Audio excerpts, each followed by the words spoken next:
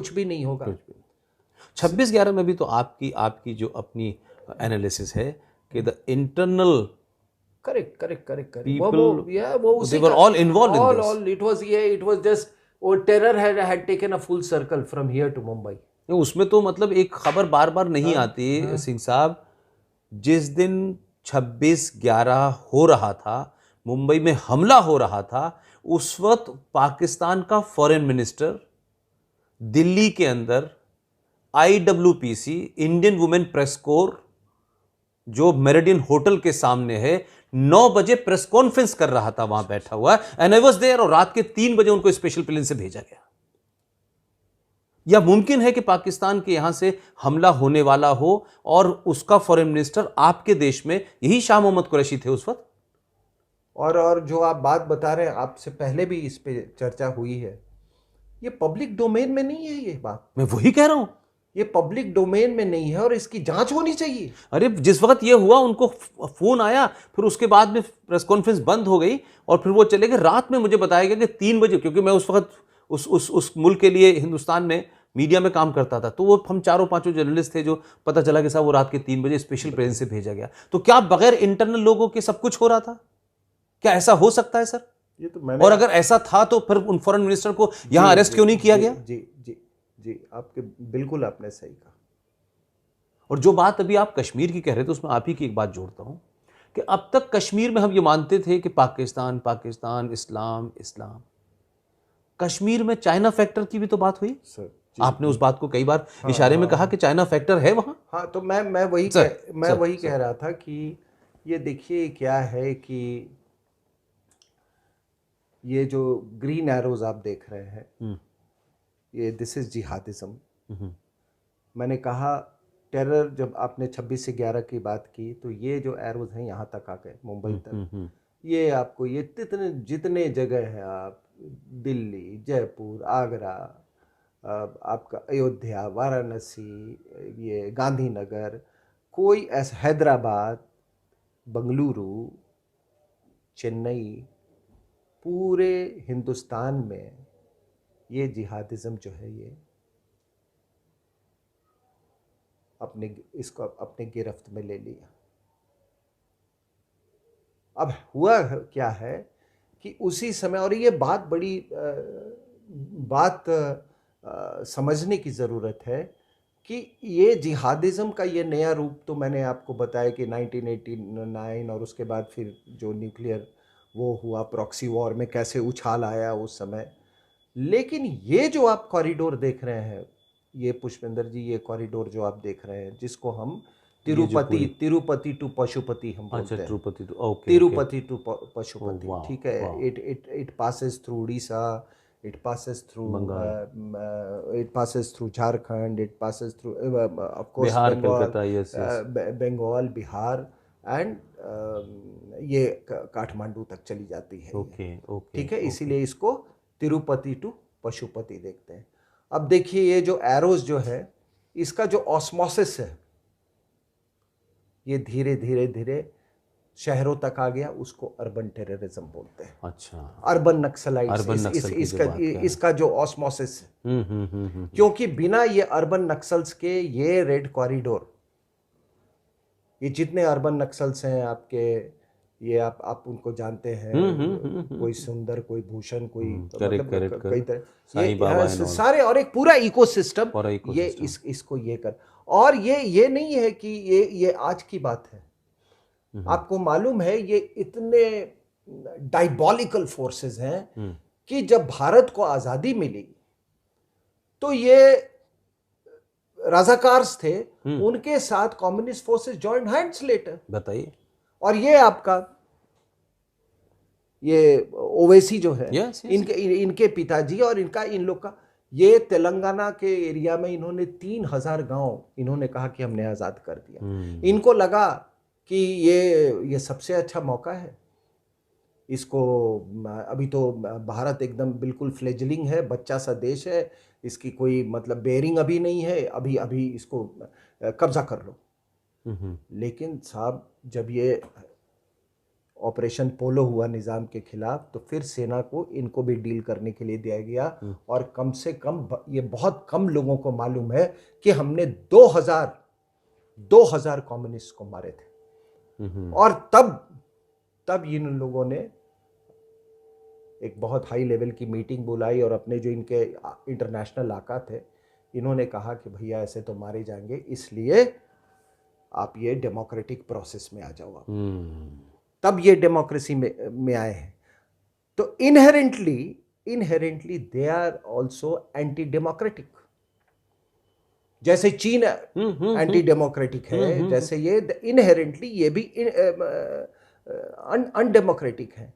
और उसके बाद से ये रेड कॉरिडोर धीरे धीरे धीरे, और ये बड़े, उन्होंने पहले इधर कब्जा किया, फिर वेस्ट बंगाल पे कब्जा किया, फिर धीरे धीरे वो झारखंड की तरफ मूव किया। मतलब बड़े वेल प्लान तरीके से।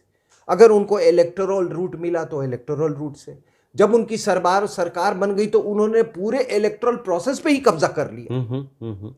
आपको मालूम है कि वेस्ट बंगाल में। और एक और मैं बात बता दूं, मैंने तो ये देखिए यहां से नहीं आया है, ये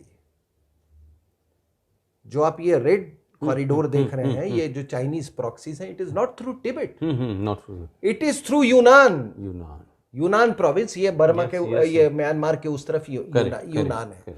और उसके बाद ये नॉर्थ ईस्ट में आए, नॉर्थ ईस्ट से ईस्ट में आते आते वो नक्सलबाड़ी में आए, और नक्सलबाड़ी से ये फिर ये फैलना शुरू किया। और यहाँ पर तो पहले से था ये तेलंगाना साइड में, then they started linking up. और ये जो आप रेड कॉरिडोर जो देख रहे हैं, ये रेड कॉरिडोर कोई मतलब ये कोई क्रांति और वामपंथी एक इंडस्ट्री है साहब। ये सिर्फ इंडस्ट्री है, एक्सटॉर्शन इंडस्ट्री है यहाँ पे। सबसे बड़ी चीज है कि यहाँ पर बहुत is a mineral rich area, जो हिंदुस्तान का सबसे खनिज पदार्थों में जो सबसे समृद्ध इलाका है। आप ये वहाँ का एरिया है। और इसीलिए ये इनको एज अ वेक्टर चर्च भी यूज करता है, इसको जो है चाइना भी यूज करता है। और आपको मैं क्या बताऊं, आपके यहाँ कौन कौन लोग इसको इस्तेमाल कर रहे हैं।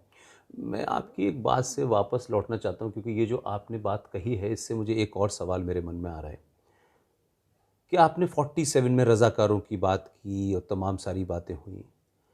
अगर हम वापस 2020 में देखें तो ये रज़ाकारों के जो नाजायज़ वारिस हैं, जिसका आपने नाम लिया, वो पार्टी यहाँ से चल के जाती है और ये बिहार के रूट में जाकर के बॉर्डर एरिया जो हैं उस सीमांचल में चुनाव लड़ती है। अभी अगर बिहार के चुनाव देखें आप, और यहाँ पर आज़ाद घोषित इस्लामिक जिहादी और नास्तिक जिहादियों के बीच में गठजोड़ हुआ, और उसका रिजल्ट जो आया है बिहार के चुनाव में, इसका भी आप मानते हैं कि विदेशी लिंक है। और जो रिजल्ट आए हैं वो बड़े ख़तरनाक रिजल्ट हैं, बड़े सचेत करने वाले रिजल्ट हैं। अगर ये पार्टी सत्ता में ना आती तो जिस किस्म का गठजोड़ किया था वहाँ वामपंथियों ने, जिसको मैं नास्तिक जिहादी कहता हूँ, तो ये तो दोबारा फिर 2020 में चल के वहाँ पहुँच गए। इस रेडी कोर्ट जिसकी बात आप कह रहे हैं कि ये चुनाव लड़ने यहाँ पहुँचता है, ये शुद्ध हिंदी बेल्ट है, ये नालंदा वाली सभ्यता है, तब भी वो वहाँ पहुँचे।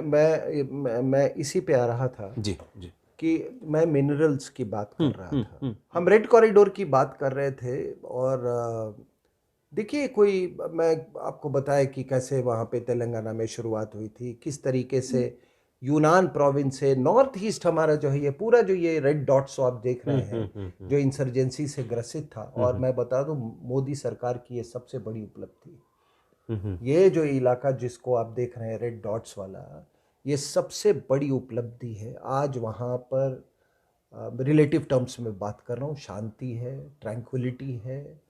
चाहे वो नागालैंड हो या मणिपुर हो या त्रिपुरा। नहीं तो एक ज़माने में पूरी आपकी जो ये नक्सलिज्म जो थी एक्चुअली, जिसको हम एक्सट्रीमिज्म, लेफ्ट विंग एक्सट्रीमिज्म हम बोलेंगे, ये इसी रास्ते से आई थी यहाँ। तो यहाँ और यहाँ की मैंने आपको बात बताई तो देखिए, मैंने आपको ब्रिटेन और निज़ाम में एक सीक्रेट ये हुई थी, ब्रिटेन चाहता था कि यहाँ पर ये छत्तीसगढ़ में जी जी जो मिनरल्स है उसके कब्ज़े में रहे, तो उसने इनका एक सीक्रेट अंडरस्टैंडिंग करवाया था जो महाराजा और बस्तर उसके और ये निज़ाम के बीच में। आपको मालूम है निज़ाम लेकिन गोवा से भी वो यस यस यस डील करने रहा था कि because he actually he wanted to join Pakistan. Yes yes yes ठीक है, तो इन्होंने सीक्रेट डील किया था, और वो बेचारे जो बस्तर का महाराजा थे वो 14-15 साल का दैट्स लड़का व्हाट द था। पॉइंट, या ये आपने तो कई बार कहा इस तो बार। सरदार पटेल जब वाह। इंटरिम होम मिनिस्टर थे, तो जब उन्होंने वो फाइल उनके हाथ लगी, तब उन्होंने कहा कि अरे ये कितना डायबॉलिकल प्लान है। कहा कि अभी अभी जो है मंजूर कर लो, अभी और आज़ादी अभी अभी से। अभी। ये किताब है आर.एन.पी. सिंह के द्वारा लिखी हुई, विवेकानंद इंस्टीट्यूट में है। अच्छा। उस किताब में ये बात का जिक्र है। अच्छा। सो आज यहाँ पे ये मिनरल रिच एरिया है। आपको मालूम है, बाकी छोड़ दीजिए बॉक्साइट और ये सब आयरन वायरन, यहाँ रेयर अर्थ अच्छा। रेयर अर्थ वो जो मेटल्स जो हैं, दे आर यूज्ड फॉर आपके इलेक्ट्रॉनिक इंडस्ट्री में। और चाइना ने बड़े चतुराई से 85% जो है वर्ल्ड मार्केट जो है उसको उस पर कब्जा कर लिया है। तो आज स्थिति ये है कि जापान भी उस पर डिपेंडेंट है इलेक्ट्रॉनिक के लिए, वो जो इलेक्ट्रॉनिक्स इंडस्ट्री के लिए। इसलिए आपने देखा होगा कि अभी जापान ने दो इंडस्ट्री लाने की बात की है, उसको सब्सिडाइज कर रहे हैं। एक इंडस्ट्री उनका रेयर अर्थ मटेरियल से डील करता है, और वो इसलिए क्योंकि यहाँ ये छत्तीसगढ़ के इलाके में रेयर अर्थ काफ़ी मात्रा में है। ओके। और इसीलिए यहाँ पर आप देखेंगे कि ये जो नक्सलिज्म को चर्च भी इसको सपोर्ट करता है। और जब चर्च करता है तो आप बताइए कि फिर मैडम सोनिया गांधी का भी सपोर्ट होगा। तो इसी इलाके में कन्वर्जन भी जो है कन्वर्जन भी है, वो बहुत कन्वर्जन का वो सब ये सब इकोनॉमिक रीजंस के लिए पार्ट ऑफ द बिग, ये सब वेक्टर्स हैं। अब आपको मैं बता देता हूं कि इसमें इंटरनेशनल ये रेड कॉरिडोर में कैसे छत्तीसगढ़ में, आप बताइए कि जब विनायक सेन का को जब ट्रायल चल रहा था रायपुर में, तो यूरोपियन कमीशन के लोग यहाँ आए थे। किसके बुलावे पे आए थे? किसके बुलावे पे आए थे? सोनिया गांधी की सरकार थी उस समय, वही सुपर प्राइम मिनिस्टर थी। उसके बाद आपको वो दृश्य याद होगा, महेंद्र कर्मा का जो ऐसा मर्डर हुआ था, और बाद में वीसी शुक्ला का, उसको किस तरह से उनको घेर के मारा गया था। वो लोग कॉन्वॉय में थे, ठीक है। अब बताइए, वो तो दोनों कांग्रेसी थे। राज बब्बर पिछले इलेक्शन के पहले इस यहाँ पे छत्तीसगढ़ इलाके में जाते हैं और ये कहते हैं कि ये तो क्रांतिकारी थे, फ्रीडम फाइटर।